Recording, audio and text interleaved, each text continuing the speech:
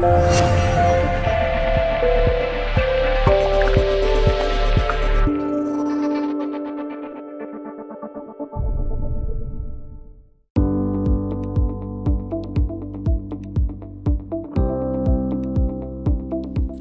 it's Kate Stillman with YogaHealer.com, and my dear old friend and teacher, Mary Thompson, asked me to give graduation and career advice to the Ayurvedic practitioners graduating at the California College of Ayurveda.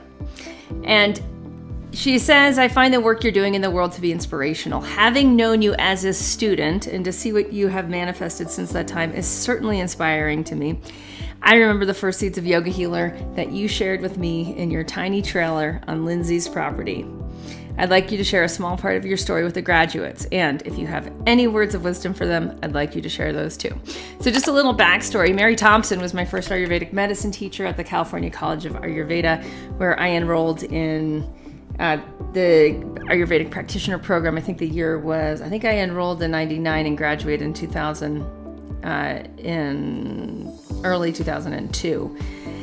I started YogaHealer.com, and I think I bought it on GoDaddy, the domain, and started building the website in November of 2001. Mary's known me since my very first Ayurvedic class, and I was really honored to receive this request from Mary. And yeah, I would love to give some advice to a new graduate. I do have some advice. And she asked, imagine if you, as you are today, could have whispered something to yourself during your own graduation ceremony. What would that have been? So I've come up with 10 tips. It just ended up being 10. I wasn't aiming for 10. But as I sat down, it just started to flow right out. And this is what I've got. This is what I've got for you if you're new.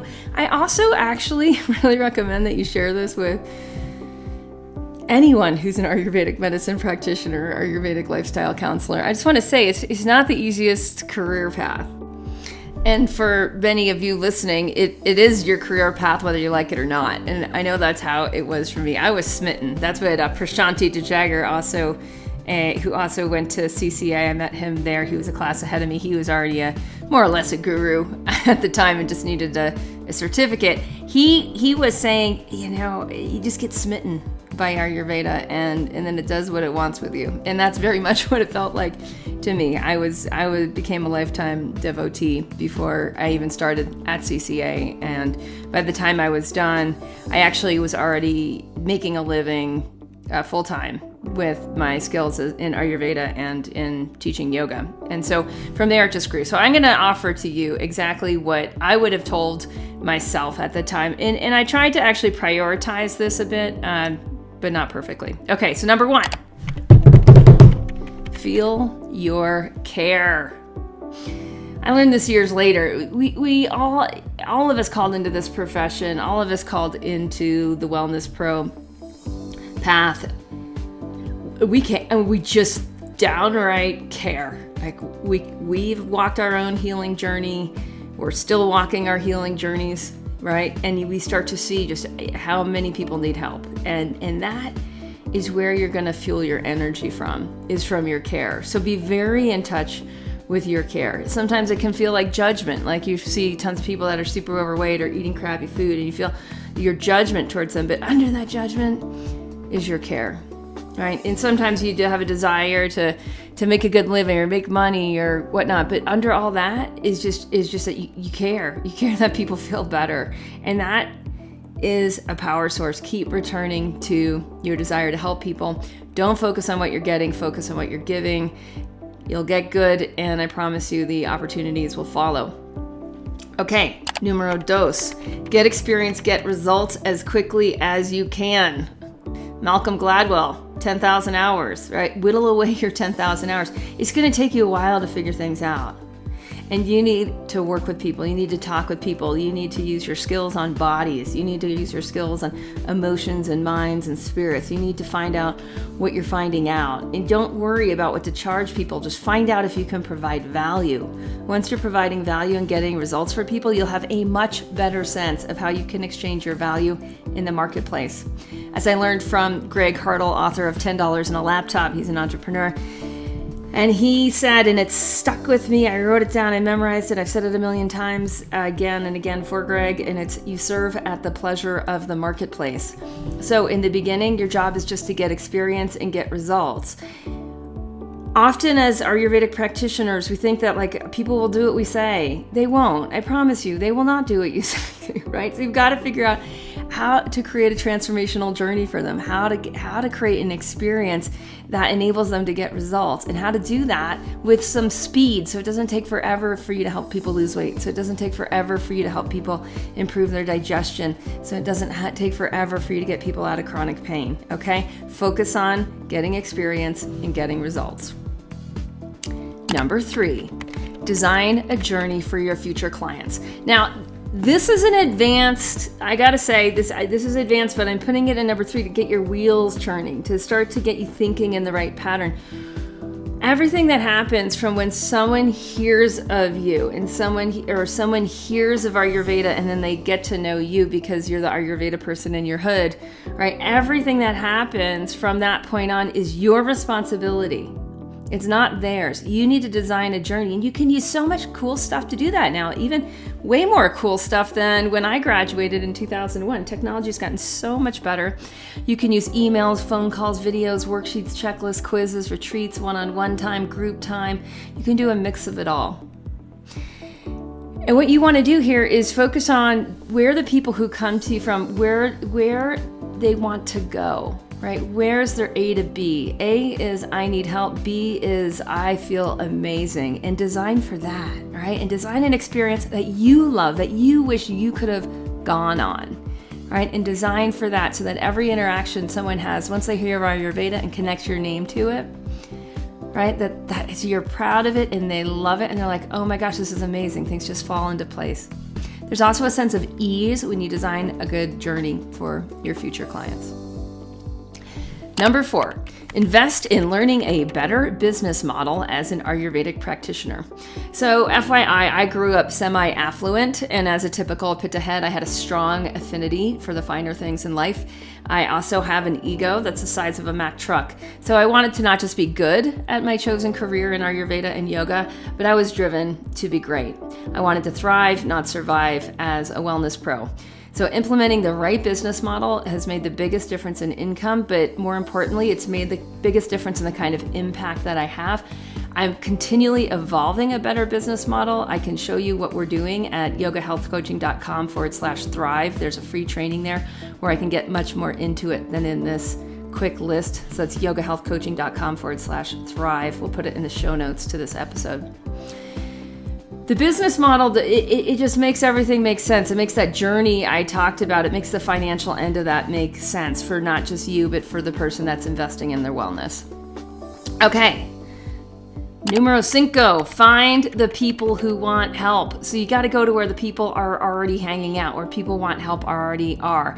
Don't try to get people who don't want help to want help. Don't try to get people who don't want to come with you. Don't try to convince people they need your help. Okay, it does not work that way. There are plenty of people out there that are looking for someone that speaks their language, that understands where they're at, that can help them take the next baby step of their journey towards thrive. Get really interested in where your people are. Your people are out there. Believe in that just from your own desire, right? We talked about in the beginning, number 1, that you feel your care. If you have care, there's people that are also trying to find you. So if you believe in that, you can find the people who want your help. Number 6, invest in your interests. Notice your ahas. Pay attention to where your interests lead. This is part of trusting the Shakti, which is the creative force of the universe that arises as your own yearning to be more, to do more. Notice who you're noticing. Notice whose work you're attracted to. Get in touch with your own desire to be good at guiding people to thrive, your desire to be great, and study those who are great. Study those who are making a difference. I know for me, this idea of investing in my interest, it took a lot of twists and turns, and it took a massive turn into the world of entrepreneurship and business and online marketing. It took a massive turn into self-publishing, and all I have to say is it was scary, like each step of the way, but I invested in my own interests, and oh my gosh, it pays off in spades over time.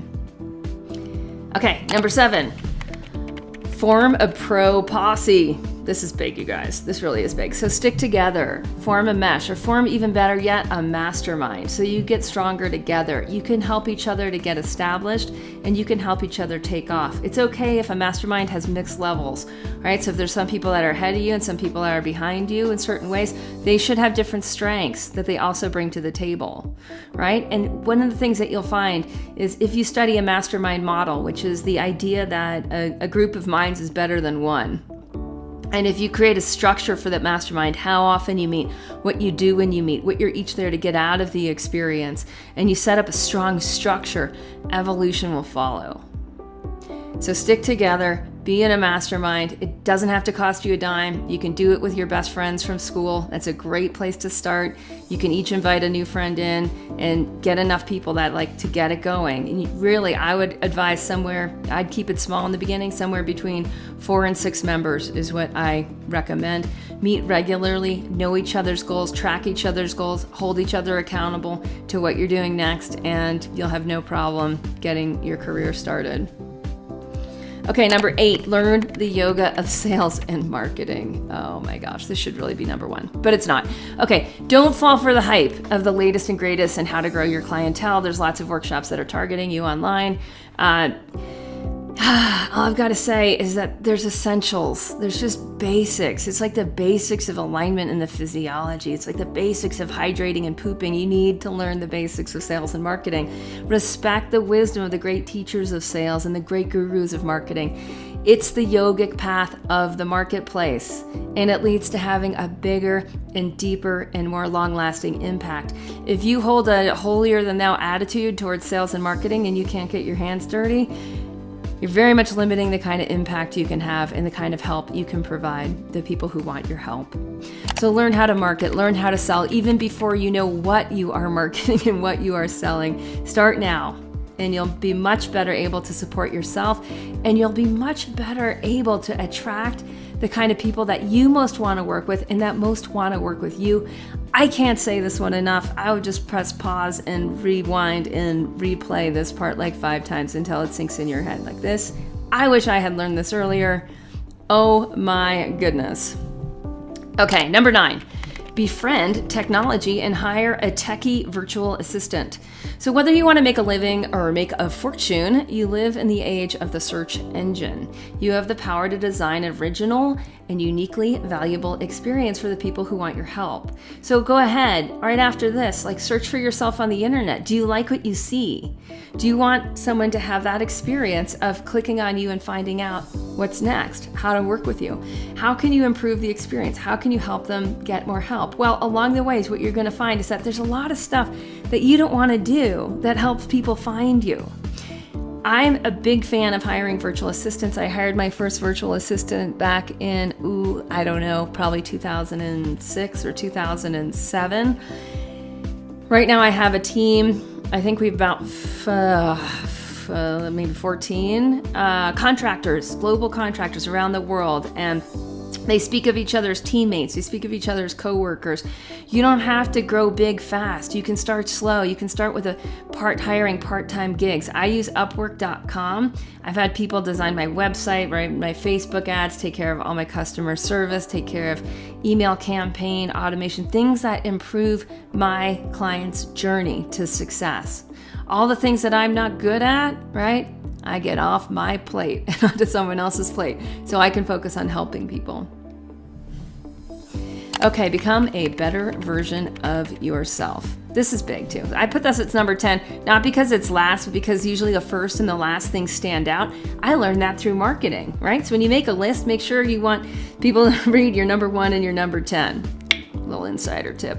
All right, become a better version of you. Raise your own bar. Keep raising your own bar on what you're wanting to get better at and how you can help people. Know who you are. And this is part of becoming a better version of yourself, is you actually have to know who you are to begin with. Take a slew of personality tests. Study your personality tests. I love Gallup's Strength Finder. I love using DISC. I use How to Fascinate, Sally Hogshead personality test. I use Wealth Dynamics. Love Wealth Dynamics. That one's a little more expensive, but if you want to make money, it's worth it. You want to know your assets, and you want to grow those assets. You want to find out your native genius, and you want to develop that. This is huge. I mean, for me, once I found out through Wealth Dynamics I was a creator star, I stopped struggling with the fact that so many yoga teachers and so many of the bigger Ayurvedic gurus and guides, they have a lot of star in them. They want to be on stage. They want to have the mic. And I'm fine being star, right? But deep down, I'm a content creator. I'm a book writer. I'm a curriculum creator. I'm a tribe leader and builder. And my drive towards creation is stronger than my drive as a star. I don't know what you are. Some of you are mechanics, though. I'm sure of that, where you get into like the nitty gritty behind what's going on in someone's physiology, and just like a mechanic tinkering to find out exactly what's going to make all the things line up and work again, that's where your skills are. So until you know your personality, for me, I'm very, very strong in strategy and in execution and implementation. Like, I'm sort of through the roof on those things. I'm also an innovator, avant-garde. I like to be at the head of things, in the front. The point is this: who you are and who I am is not the same. What's going to work for you in your career and what's going to work for me, not just in the business model and how we run our show, but really in how we want to design our entire experience and that journey for our future clients, right? A lot of that has to do with you and your personality and what you're doing when you're not even thinking about it, your natural state of being. I can't help but be innovative. It's just my DNA. It's who I am. But if I design my career around being innovative, now I've got a perfect match. Now I'm not trying to put a round peg in a square hole. So know who you are and become a better version of yourself. And whatever you do, never present yourself as knowing it all. Never present yourself as having it all together. You'll create more separation than connection, which will keep your clients from getting results. Not to mention, you'll feel like a fraud. And I can't tell you how hard that lesson was for me to learn, especially in the first 15 years, right? So I feel like I'm really just kind of getting down and dirty with this one, where this whole idea of being humble and being vulnerable, at the same time you need to create a safe space for the people working with you. So just remember that it's all about the field of connectivity. It's all about authenticity. And to me, one of the things I've noticed has helped me so much in coaching, and I really see myself more as a coach than a practitioner, is that I'm coaching people to a better version of themselves, right? And I let them know, hey, P.S., I'm not done yet. This is what I'm working on right now. In these areas, I'm a few steps ahead of you. Let me help you experience what you want to experience next. All right, Mary Thompson, just a deep bow to you for being who you are, for guiding so many students through becoming Ayurvedic practitioners. Deep bow to you too, Dr. Mark Halpern, founder of the California College of Ayurveda, for your dharma and starting and creating and nurturing and really delivering on this enduring school where people can come and study and graduate and go spread Ayurveda through their communities. Rock on in your career, Ayurvedic practitioners and Ayurvedic lifestyle counselors. This is Kate Stillman of yogahealer.com.